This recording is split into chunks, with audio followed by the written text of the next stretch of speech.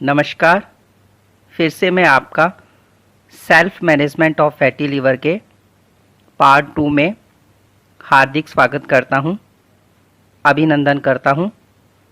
यदि आप इसका पार्ट 1 देखना चाहें तो डिस्क्रिप्शंस में दिए गए लिंक पर जाकर देख सकते हैं। तो अब शुरुआत करते हैं। अब मैं आपसे बात करता हूं कि फैटी लीवर है क्या, क्योंकि यह लीवर से जुड़ी जितनी भी बीमारियां होती हैं उनमें से सबसे ज़्यादा देखने को मिलती है। जैसा कि नाम से ही पता लग रहा है कि फैटी लीवर यानी लीवर की सेल्स में फैट्स की मात्रा ज़रूरत से अधिक डिपॉजिट हो जाती हो तो उसे ही हम फैटी लीवर के नाम से जान सकते हैं। या यूँ कहें कि यदि हमारी खाने की आदतों और ज़िंदगी जीने के तौर तरीकों में तेज़ी से आ रहे बदलावों की वजह से हम कार्बोहाइड्रेट्स तथा फैट्स का अधिक मात्रा में सेवन करते हैं तो शरीर उस एक्स्ट्रा ऊर्जा का उपयोग नहीं कर पाता है, तो वह एक्स्ट्रा ऊर्जा ही हमारे फैट में डिपॉजिट होने लगती है। क्योंकि लीवर एक लिमिट तक तो ऊर्जा प्रदान करने के लिए संग्रहित फैट को विभाजित कर देता है, जिसे डी सैचुरेशन कहते हैं, जो सामान्य है, जिसकी हमें ज़रूरत है। परंतु जब फैट की मात्रा ज़रूरत से अधिक हो जाती है तो लीवर इस फैट का विभाजन करने की प्रक्रिया को अंजाम नहीं दे पाता है, अर्थात फैट का प्रॉपर मेटाबॉलिज्म नहीं हो पाता है, जिसके फलस्वरूप लीवर की कोशिकाओं में अतिरिक्त फैट की मात्रा बढ़ जाती है, जिससे लीवर की नॉर्मल फंक्शनिंग अस्त व्यस्त हो जाती है। ये लीवर के कुल वजन का 5 से 10% तक बढ़ जाती है। तब तक आपको यह प्रॉब्लम्स नहीं होती, परंतु उसके बाद की स्थिति को फैटी लीवर की स्थिति कह सकते हैं। फैटी लीवर मुख्य रूप से 2 प्रकार का कहलाता है। पहला है अल्कोहलिक फैटी लीवर तथा दूसरा है नॉन अल्कोहलिक फैटी लीवर। अब आपको यह जानना भी जरूरी हो गया है कि अल्कोहलिक फैटी लीवर और नॉन अल्कोहलिक फैटी लीवर का प्रमुख कारण क्या है। क्योंकि यदि हमने उसका प्रमुख कारण जान लिया तो उसे हम दूर भी कर सकते हैं। हम अपने आप ही फैटी लीवर की प्रॉब्लम को मैनेज कर सकते हैं। तो पहले बात करते हैं अल्कोहलिक फैटी लीवर की, बाद में हम बात करेंगे नॉन अल्कोहलिक फैटी लीवर की। खुशी हो या गम, व्यक्ति हर मौके पर एंजॉयमेंट और एंटरटेनमेंट के लिए ही सही वे अल्कोहल यानी शराब पीने की शुरुआत कर देते हैं, परंतु वे यह नहीं जानते हैं कि वो धीरे धीरे इसके बाद में वे इसके आदी होते चले जाते हैं। मतलब है कि शराब पीना उनकी अब मजबूरी बन जाती है और शराब ही उनकी पहली प्राथमिकता बन जाती है। शराब उनके शरीर पर अपना प्रभाव जरूर डालती है। शराब शरीर का सबसे बड़ा दुश्मन कहलाता है।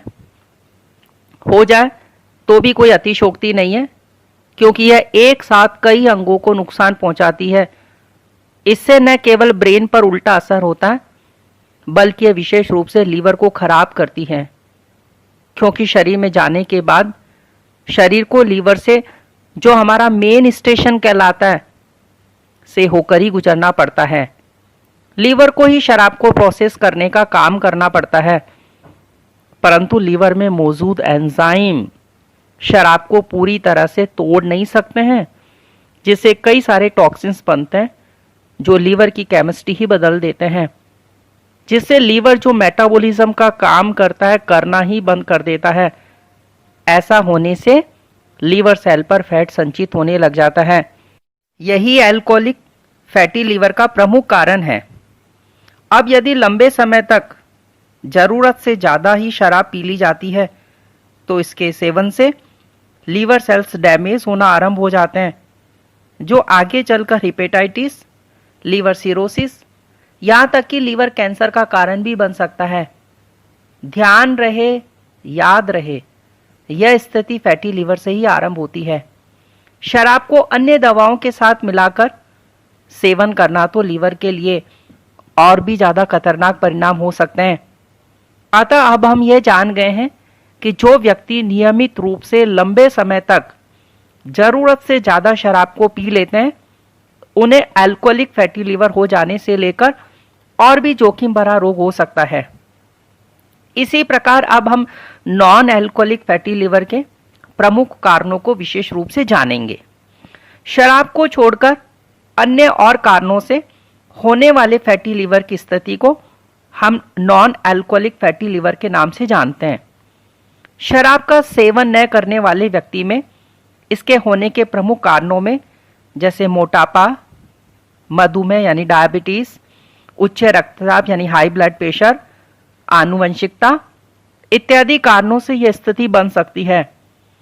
ऐसे रोगों से पीड़ित व्यक्तियों में नॉन अल्कोहलिक फैटी लिवर होने की संभावना लगभग 60% होती है। यदि हम इन रोगों को नियंत्रण में रखेंगे तो इस स्थिति को अपने आप फैटी लिवर की प्रॉब्लम को मैनेज कर लेंगे। मोटापा वैसे अनेक रोगों को जन्म देने वाला है। इसका लीवर से गहरा संबंध है।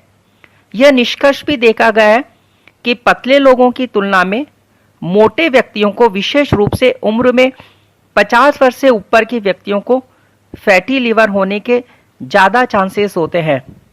मोटापा अत्यधिक ऊर्जा यानी कैलोरी संचित होने का ही दुष्परिणाम है। अनियमित खानपान और जीवन शैली में हो रहे परिवर्तनों की वजह से हमें प्रतिदिन जितनी कैलोरी वाले खाद्य पदार्थों की जरूरत होती है, परंतु यदि हम उससे ज़्यादा कैलोरी वाले खाद्य पदार्थों का सेवन करते हैं तो हमारा शरीर प्रतिदिन उतनी कैलोरी बर्न नहीं कर पाता है, तो वह एक्स्ट्रा कैलोरी फैट के रूप में शरीर में डिपॉजिट होने लगती है। इसे ही मोटापा कहा जाता है। अब इस मोटापे के कारण उनमें इंसुलिन रेजिस्टेंस विकसित होने लगता है, जिसकी वजह से लीवर की सेल्स में फैट डिपॉजिट होने का यानी फैटी लीवर होने का खतरा बढ़ जाता है। अब मैं यह भी कह सकता हूं कि फैटी लीवर की वजह से माइटोकॉन्ड्रिया, जो कि शरीर में ऊर्जा संरक्षण और वितरण का कार्य करता है, इससे प्रभावित होता है। इसकी कार्य प्रणाली में बाधा उत्पन्न होने लगती है, जिससे मोटापे की स्थिति बनने लग जाती है। इसी प्रकार से हम कह सकते हैं कि यदि व्यक्ति को डायबिटीज जैसी समस्या है तो उसे फैटी लीवर की समस्या भी हो सकती है, या यूं कह सकते हैं कि यदि व्यक्तियों को फैटी लीवर की समस्या है तो उसे डायबिटीज टाइप 2 जैसी समस्या होने का खतरा भी बढ़ जाता है। फैटी लीवर और डायबिटीज अर्थात मधुमेह की बीमारी एक दूसरे से जुड़े हुए हैं, क्योंकि फैटी लीवर की वजह से लीवर ग्लूकोज को फैटी एसिड्स तथा लिपिड्स में संश्लेषित नहीं कर पाता है। यह प्रक्रिया ठप हो जाती है। सेल्स को अपना फंक्शन करने के लिए पर्याप्त ऊर्जा नहीं मिल पाती है। समस्त मेटाबॉलिज्म साइकिल अस्त व्यस्त हो जाता है और ऐसा होने से ब्लड में ग्लूकोज का लेवल बढ़ जाता है, जिससे डायबिटीज टाइप 2 हो जाती है। आमतौर पर मोटापे के कारण डायबिटीज और डायबिटीज के कारण नॉन अल्कोहलिक फैटी लिवर की समस्या हो जाती है। इनका एक दूसरे से इंटरकनेक्टेड नेटवर्क है। ठीक इसी प्रकार से high blood pressure, heart diseases और hypothyroidism, viral hepatitis, chronic constipation जैसे बीमारियों में भी लीवर सेल्स में फैट डिपॉजिट होकर फैटी लीवर जैसी समस्याएं देखने को मिलती हैं। इनके अतिरिक्त और भी कई कारण हैं जो आपको पता होना चाहिए। इनमें यदि आप डॉक्टर की सलाह के बिना अत्यधिक मात्रा में स्वयं से ही एंटीबायोटिक दवाओं का सेवन करते हैं तो इनके साइड इफेक्ट्स होने से भी फैटी लीवर की समस्या हो सकती है। उसी प्रकार से यदि आपके शरीर में विटामिन बी कॉम्प्लेक्स की कमी हो रही है तो भी फैटी लीवर होने की समस्या हो सकती है। अंत में मैं अपने अनुभव से एक बात यह भी बताना चाहूँगा कि इसके लिए आनुवंशिकता भी जिम्मेदार है। यदि आपके माँ बाप, दादा दादी या नाना नानी को यदि कोई भी लीवर डिजीजेस है तो आपको फैटी लीवर होने की संभावना बढ़ सकती है। आगे की चर्चा अब हम इसी के पार्ट 3 में करेंगे। तब तक आप इसी तरह हमारे साथ बने रहिएगा, कहीं पर न जाइएगा। धन्यवाद। नमस्कार।